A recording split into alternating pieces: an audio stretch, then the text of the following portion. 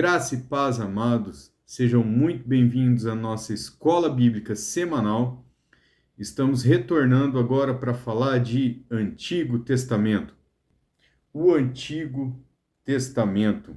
Qual é a diferença de idade que foi escrito o Antigo Testamento e o Novo Testamento? A diferença é muito grande. O Antigo Testamento, ele foi escrito mais ou menos durante aproximadamente 1.100 anos. Enquanto o Novo Testamento, ele foi escrito aproximadamente de 50 a 60 anos. É uma diferença monstruosa, né? Uma diferença monstruosa. 1.100 anos de, de tempo para se escrever um livro. Passou por gerações, por gerações e por culturas diferentes, né? Por reis, por lavradores, por homens instruídos, né? E o Antigo Testamento demorou 1.100 anos. Enquanto o Novo Testamento, nós sabemos que de 50 a 60 anos ele estava completamente pronto, né? É uma diferença monstruosa a isso. Eu quero iniciar com a introdução ao Pentateuco, Gênesis, Êxodo, Levítico, Números e Deuteronômio. Esses livros formam uma unidade literária chamada Pentateuco, né? Que significa 5 rolos. Amém? Cada livro subsequente começa no ponto que o outro terminou. Não sei se vocês perceberam, mas é assim que acontece. Então, aonde termina Gênesis, começa Êxodo. Aonde termina Êxodo, começa Levítico. Onde termina Levítico, começa Números. Onde termina Números, começa Deuteronômio. Então, exatamente no mesmo ponto, né? Cada livro subsequente começa dessa forma, né?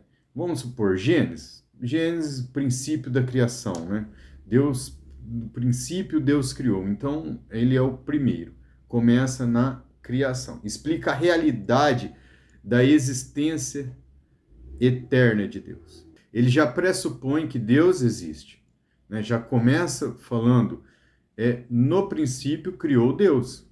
Deus já estava ali, né? Ele pressupõe essa existência eterna, essa realidade da existência eterna de Deus, né? Essa autoexistência de Deus anterior ao tempo, né? E anuncia a transição para o tempo e espaço. Então, Gênesis, ele começa antes do tempo existir, né? No princípio, criou Deus.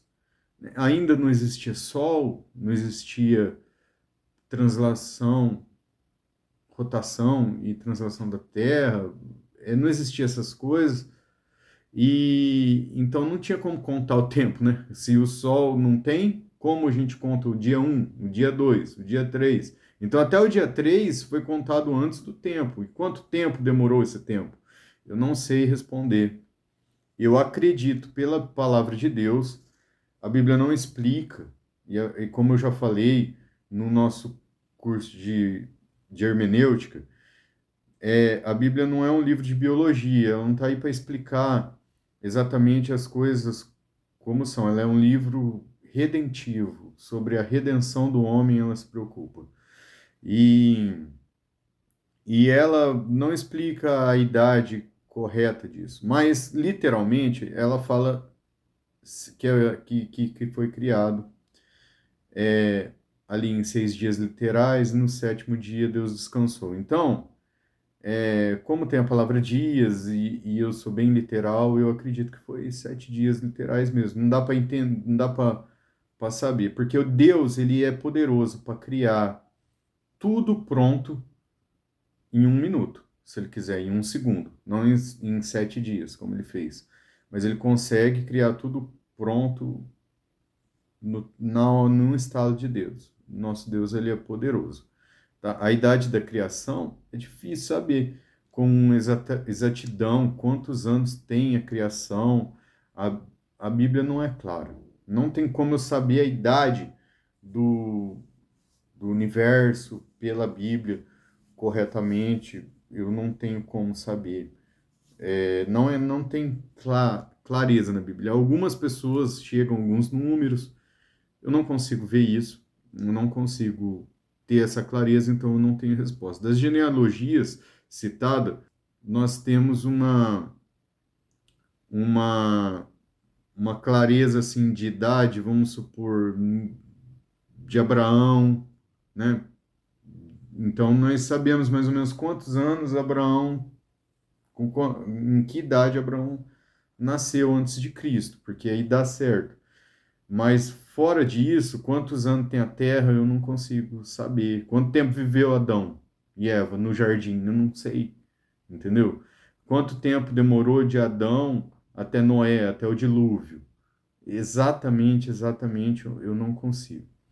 Tá? Nos livros dos reis, dá para a gente saber sobre o tempo histórico dos acontecimentos. Por exemplo, a idade de Abraão, como citei.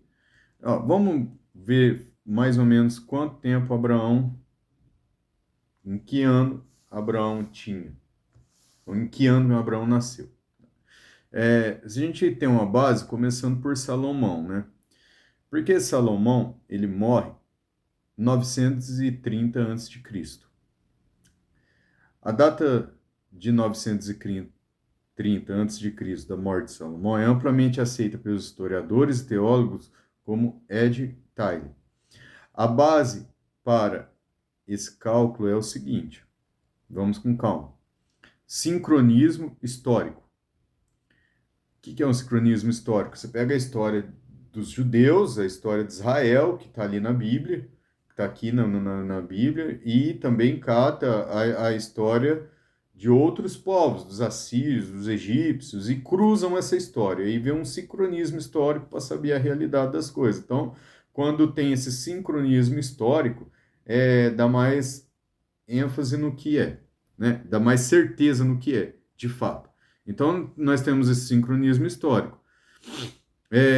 Os arqueólogos e historiadores cruzam dados da Bíblia com registros assírios e egípcios, correto? A Batalha de Coquar aconteceu em 853 a.C. Registros assírios mencionam o rei Acabe de Israel nessa batalha. Então você vê que ali, em 853, já se menciona o nome do rei Acabe. Então nós sabemos que o rei Acabe, que está escrito na Bíblia, viveu em 853 a.C., cruzando, fazendo um sincronismo com a história dos assírios. Salomão morre em 931 a.C. Seu reino durou 40 anos. Então Salomão começou seu reino em 971 a.C. No quarto ano, ele construiu o templo. 967 a.C. ele constrói o templo. Então vai anotando essas datas, depois você pega a calculadora e vai batendo que você vai chegar a esse ponto. A Bíblia afirma que o templo foi construído em 480 após a saída do Egito. Então isso tem uma afirmação bíblica. No ano 480, após a saída do Egito, tá? Em 1 Reis 6:1, foi construído o Templo de Salomão. Então, o Êxodo foi em 1446 a.C. Eles ficaram 430 anos no Egito, nós sabemos. Então, Jacó desceu para o Egito em 1876. Jacó desce para o Egito em 1876. Sabemos que Jacó tinha 130 anos, pois Faraó pergunta para ele, em Gênesis 47:9, quantos anos você tem? E ele responde, meus dias da peregrinação são 130. Então nós sabemos que Jacó tinha 130 anos quando ele desce para o Egito. Então Jacó nasceu em 2006 antes de Cristo. Essa foi a data de nascimento, o ano de nascimento de Jacó, 2006 a.C. Chegamos aí. Seu pai, Isaac, teve Jacó com 60 anos. Então, Isaac nasceu em 2066 a.C. Abraão teve Isaac com 100 anos. Logo, Abraão nasceu em 2166 a.C. A história da redenção do homem começa com o nascimento de Abraão em 2166 a.C. O chamado de Abraão é um chamado muito importante, pois seria abençoado não somente a nação de Israel, mas essa bênção estenderia a todos os povos da terra. Então é algo planejado por Deus a abençoar todos os povos, tribos, línguas e nações. Igual quando nós temos lá no livro de Apocalipse, que eu acho muito lindo, todos os povos, tribos, línguas e nações adorando a Deus.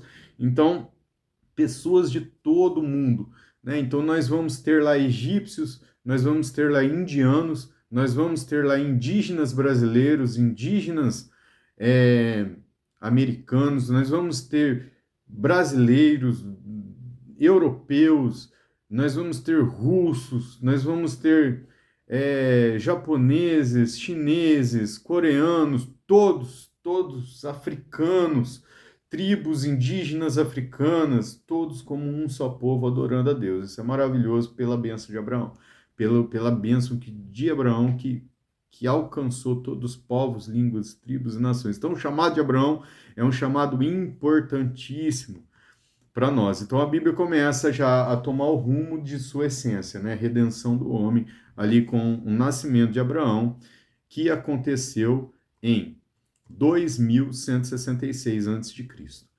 A história da redenção é prometida em um proto-evangelho. Um proto-evangelho que está em Gênesis 3, né? Se inicia em Abraão, no capítulo 12 de Gênesis. Então, em Gênesis 3, ele promete essa redenção. E ali, em Gênesis 3, onde o filho que viria a semente da mulher pisaria a cabeça da serpente, já é um proto-evangelho. E só que quando acontece essa redenção, quando começa o trabalho dessa redenção, o trabalho dessa redenção se inicia em Abraão, em 2166 a.C., onde nasce Abraão, muito importante para a nossa vida. Outro personagem muito importante é José, no livro de Gênesis. É um personagem importante nessa história, pois Deus o usa para introduzir o povo no Egito, como tinha dito a Abraão, né? Essa introdução de Deus do povo no Egito, eu vejo de uma forma seguinte, que foi a melhor ação de Deus para esse povo, pois o Egito era o ambiente necessário para que esse povo saísse de 70 pessoas para 2 milhões de pessoas saudáveis, né? Crescesse, multiplicasse, tivesse filhos, né? Então o Egito foi como um berço para o povo de Israel, para essa família se tornar uma nação.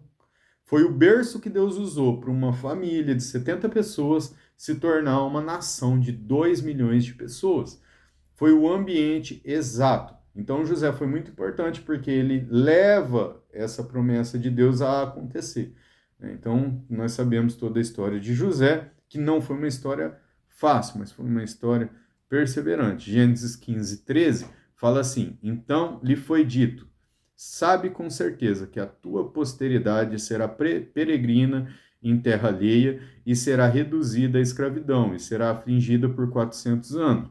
Mas também eu julgarei a gente a quem tem de sujeitar-se, e depois sairão grandes riquezas, sairão com grandes riquezas. Então era uma promessa de Deus, ele ia pegar essa família, levar até o Egito, naquele berçário, ia fazer uma nação, e daquela nação ia tirar do Egito com grandes riquezas. E isso foi usado o quê? A vida de José para cumprir essa promessa.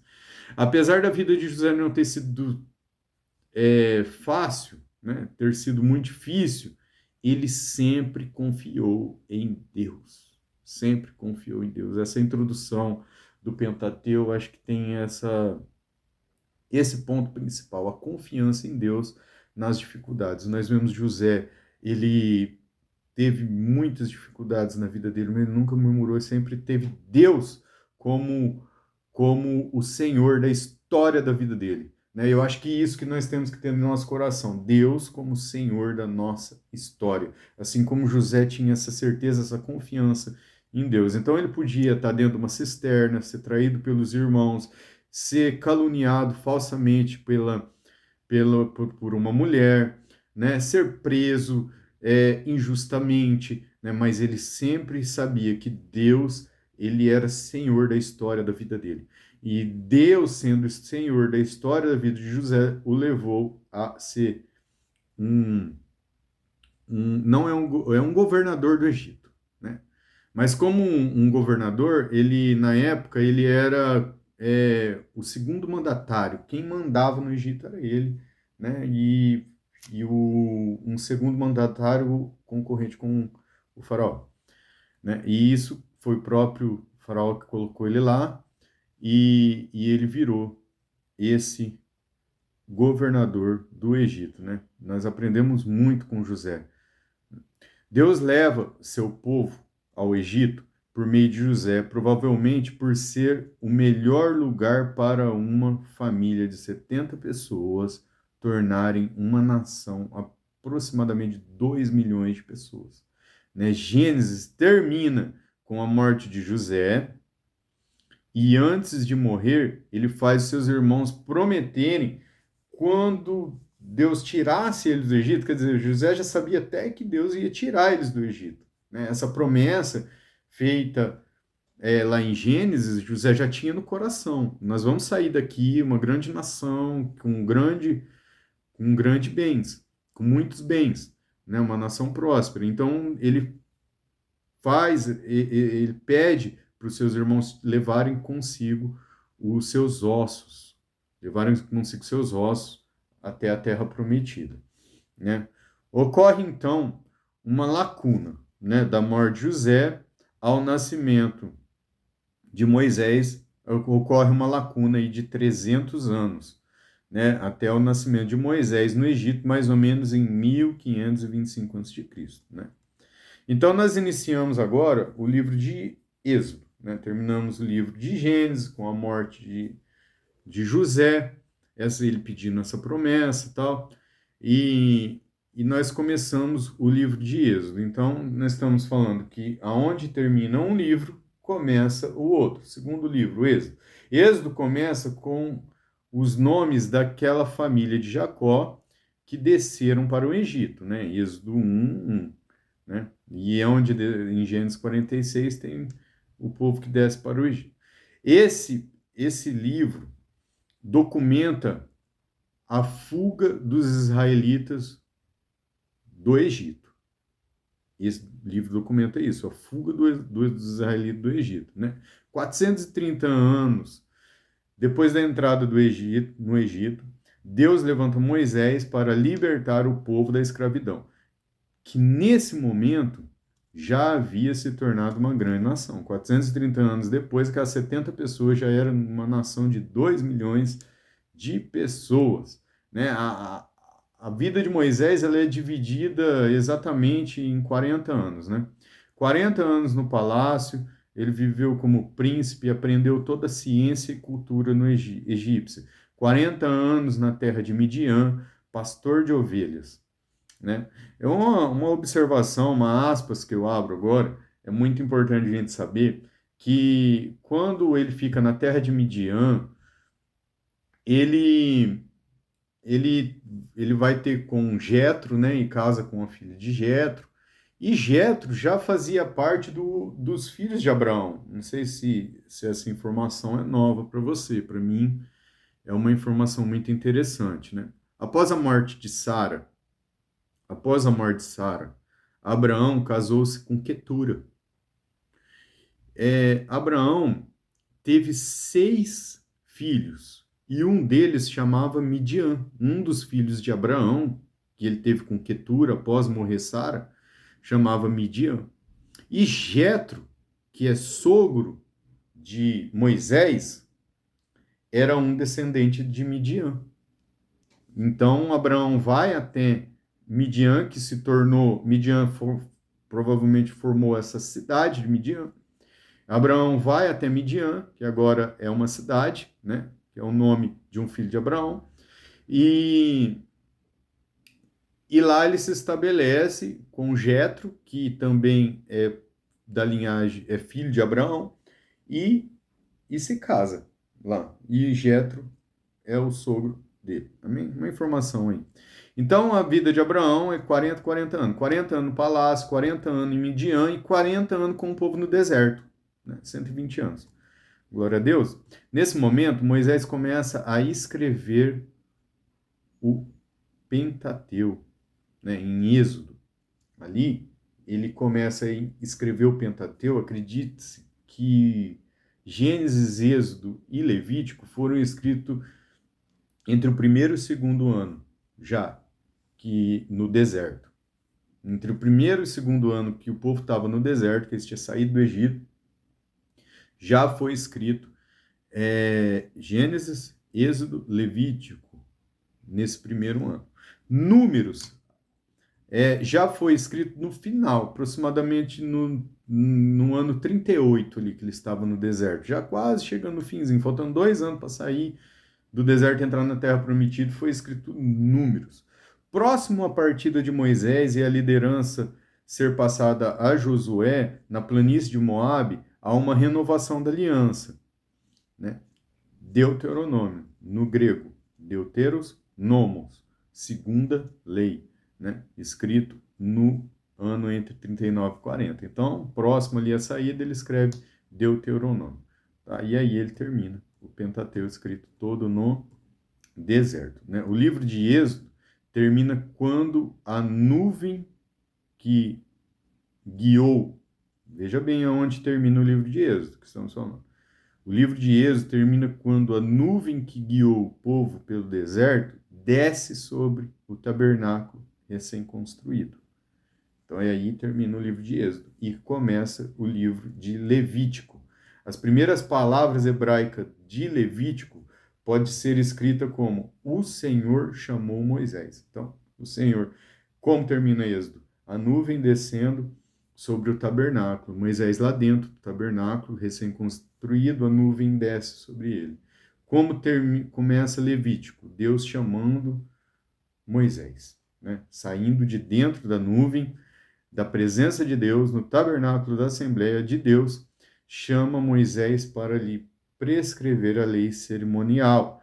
Esta lei dizia a Israel como eles deveriam se aproximar de seu santo Senhor. Né? Então começa ali, lá em Levítico, já a lei cerimonial. Levítico termina com as seguintes palavras: são esses os mandamentos que o Senhor ordenou a Moisés no Monte Sinai para os israelitas. Então, como termina o livro de Levítico? Termina assim: são esses os mandamentos que Deus, o Senhor, ordenou a Moisés no Monte Sinai para os israelitas. E como começa o livro de Números?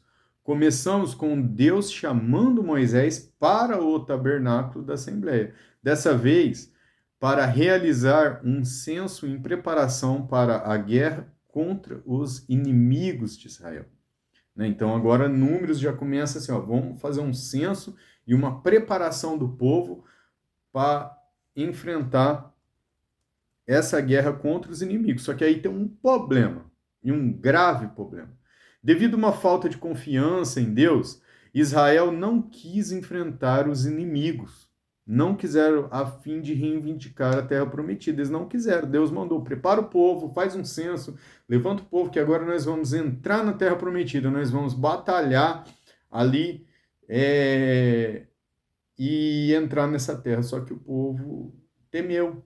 O povo ficou com medo, né? O povo não teve fé, não teve confiança que Deus poderia ajudá-los nessa batalha, né? O relatório dos espias, quando Josué e Caleb são os únicos dois que confiaram em Deus para entrar na Terra Prometida. Está escrito em Números, no capítulo 13, no versículo 28 e 33, ali tem um problema, porque o povo entra e vê e se sente como gafanhotos e olha o povo como gigantes, ele tem medo, né? A revolta do povo, em Números 14, 1 a 4, e a consequência em Números 14, 22 a 23. Depois você lê lá. Então, essa falta de fé do povo para entrar na terra do Egito foi o grande problema que fez eles ficarem 40 anos no deserto, né? Após 40 anos, adicionados no deserto, motivo pelo qual a Bíblia hebraica chama de no deserto, por causa da sua rebelião, Israel chegou à planície de Moabe. Né? Qual foi a rebelião? Não quiseram enfrentar os inimigos com medo, não confiaram em Deus, foram incrédulos. Né? Isso a Bíblia chama de rebelião. Deus manda fazer e eles não fazem. Manda fazer e eles não querem. Né? E eles ainda falam, vamos levantar um capitão e voltar. Quer dizer, exclui a Moisés da vida deles. Né? Vamos levantar um capitão e voltar para o Egito. Olha a ideia deles. E isso deixa Deus completamente decepcionado com essa atitude deles de não confiar por conta do problema que eles tinham em frente a eles. Né? E isso, né, traz para nós uma aplicação na nossa vida que, se temos uma ordenança do Senhor, precisamos ter fé que Ele nos chamou, que Ele vai nos capacitar a passar por esses problemas. E essa fé é acompanhada de coragem, né? E essa coragem é acompanhada de uma segurança na palavra de Deus. Se Ele prometeu, Ele vai fazer. Se Ele vai fazer, nós vamos. Né? Nós confiamos nele. Ele é Senhor da nossa história, assim como foi Senhor da história da vida de José. Ele é Senhor da nossa história. E isso o povo não aprendeu. O homem que levou eles para o Egito para se tornar uma grande nação deu um grande exemplo de fé, né? Com a confiança que Deus era Senhor da história dele, mas aquele povo de 2 milhões de pessoas não confiaram que Deus era Senhor da história deles. E isso trouxe 40 anos e morte no deserto. Né? Em 11 dias, para você ter uma base, em 11 dias, começando o livro de Deuteronômio agora, em 11 dias, eles vão de Horebe a Cades Barneia, e isso precisou somente o quê? 11 dias, irmãos. Eles ficaram 40 anos nessa jornada. 40 anos por causa de uma rebelião. 40 anos, coisas de 11 dias eles chegavam. É muito prejuízo que nos traz a nossa vida não confiar na presença de Deus e na palavra do Senhor. É muito prejuízo. A palavra do Senhor é escudo da nossa vida. Né? Por causa da sua rebelião contra Deus. Rebelião. Não confiou. Deus falou, vai e vocês vão vencer. Eles não creram e não foram. Né? O livro se concentra na reafirmação da lei. O livro de Deuteronômio. Ali no finzinho, Moisés de novo, monte, chama o povo, reafirma a lei e tudo, antes de partir. Amém? Estão pegando aí? Então, nós vamos ver aqui, ó, os livros de Gênesis, a ideia principal dele é a origem. A ideia principal do livro de Êxodo é a redenção. A ideia principal do livro de Levítico é a adoração. A ideia principal do livro de Números é a caminhada. A ideia principal do livro de Deuteronômio é a aliança renovada. A nação, em Gênesis, a nação escolhida, Israel. Em Êxodo, a libertada, a nação liberta. Em Levítico, a nação separada. Em Números, a nação orientada. Em Deuteronômio, a nação preparada. O povo em Gênesis, eles são preparados. O povo em Gênesis, eles são remidos.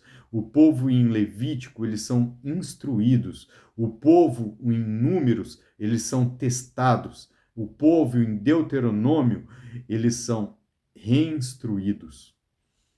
O caráter de Deus. O caráter de Deus em Gênesis é soberano e poderoso. O caráter de Deus em Êxodo é misericordioso. O caráter de Deus em Levítico é santo.